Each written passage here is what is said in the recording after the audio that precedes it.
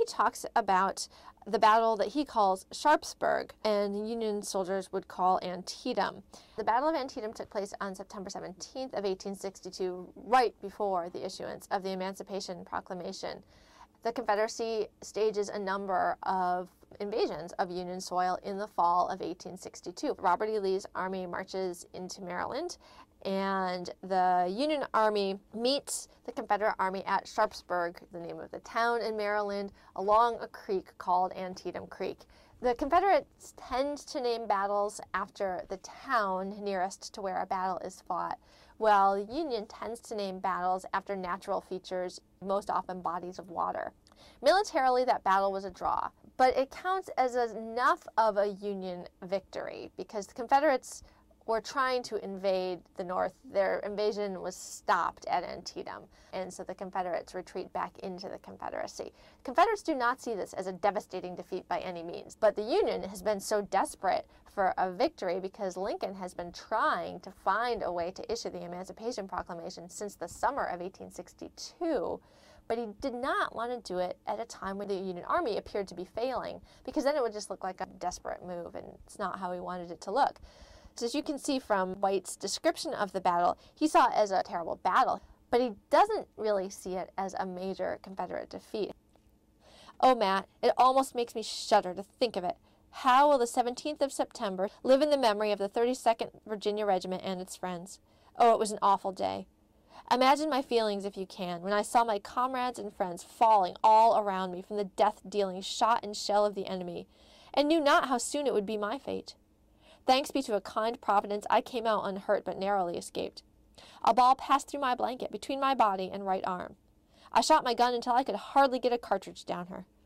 Finally they gave way and ran hotly pursued by our brigade, the 32nd, leading the charge until pursuit was dangerous. They were said to be 3 to our 1. He's writing this more than a month later, but it's still a pretty fresh impression of his experience of battle. It's such an overwhelming experience to be in a Civil War battle. The impressions are roaring noise and smoke and a horrific smell. And those are hard sensations to really write precise words about. And so there are a series of stock phrases that soldiers tend to fall back on. There's nothing in her experience he can compare it to. It doesn't so much make his description hollow as highlight the enormity of the experience, because he's clearly an eloquent man, and yet that's too overpowering for him. But it's really important to him for 2 reasons. 1, the enormity of the battle itself, but 2, it becomes the occasion for this Emancipation Proclamation. White and his wife aren't shocked by the Emancipation Proclamation so much. They sort of have expected it. They've thought since the beginning that the Union is out to destroy slavery, and all this talk of Union is really just a red herring. But the Emancipation Proclamation makes those fears more real for them. Moreover, they worry that slaves are going to hear about this Emancipation Proclamation and will become emboldened, and as a result will start holding uprisings and possibly go on killing sprees. Dear Matt, I must tell you I am in a hard place and know not what to do. When I think of my sufferings, both in mind and body, which are indescribable, and how much my services are needed home, I am tempted to try and get there. I see no probability of getting there if I remain in the service. The war is likely to last for years yet, and I cannot reasonably expect to survive it. Besides this, you are threatened with an insurrection, which is again a reference to the slave uprising that they fear is going to happen because of the Emancipation Proclamation. And how better can I die than defending my family and fireside? To do this, I came in the war, and now that you are threatened, I consider it my Christian duty to come to your rescue and protection.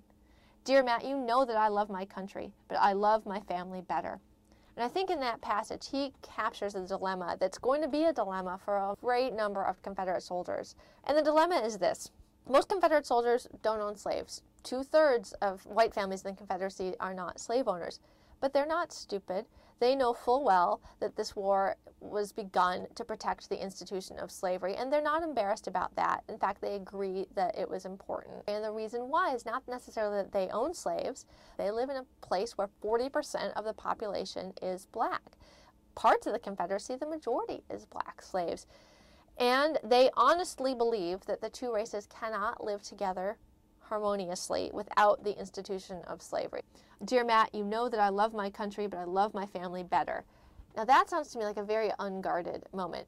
That's not the sort of sentence you would want anyone you didn't really trust to see, particularly in wartime when there were questions of loyalty, when there are questions of patriotism, when your own honor rests in part on your reputation for fearlessly defending your country. There's no censorship. There's no official mechanism by which his superior officers are going to read his mail. But you don't know that it's not going to go amiss, that it's not going to get dropped somewhere and have someone pick it up. So that he took that risk really underscores the sincerity of that line for me. The problem is that if the heart of the motivation is to protect what one sees as the best interests, the health and the safety of one's family, and then the war to protect one's family starts threatening one's family, what do you do? Does he best protect his family by staying in the army and trying to secure an independent Confederacy where slavery will be protected forever? Or does he best help his family and protect his family by going home so that if there is an insurrection, he's there to take care of them? And that tension will haunt him and will haunt most Confederate soldiers really for the rest of the war, and is at the heart of the war experience for a very great many Confederate soldiers. The third letter is written by a black Union soldier to the editor of the most prominent African-American newspaper during the Civil War, the Weekly Anglo-African. And black soldiers throughout their term of service in the Union armies do this. They write to northern newspapers, particularly black newspapers, about their soldiering experience. The majority of black Union soldiers were former slaves who could not read and write, and so we don't have letters from them. Who we have letters from are the minority who are northern free blacks who could read and write before the war. They sort of see themselves as having obligations not just to their family, representing the war experience to their family, but to a broader, at least black public. He is writing from New Orleans, Louisiana in February of 1864. This soldier is a member of the 14th Rhode Island Heavy Artillery. New Orleans has been under Union control since May of 1862. So he is really an occupation force. He's also fighting two battles at once because initially black Northerners who tried to join the Union Army were refused.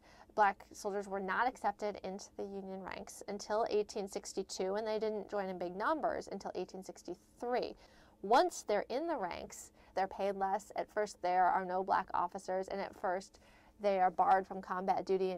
So he is fighting to save the Union and to redefine it as a place where he and people like him are seen as citizens, are seen as invested with the same rights and promises as white Americans are. And you see evidence, I think, of both battles in this letter. The immediate audience for the Anglo-African is northern blacks. However, all newspapers in the 19th century have a habit of picking up letters, columns, articles from one paper and running it in their own pages. There's always the chance that this could run in a white newspaper too. So he always has a definite audience and a potential audience in mind.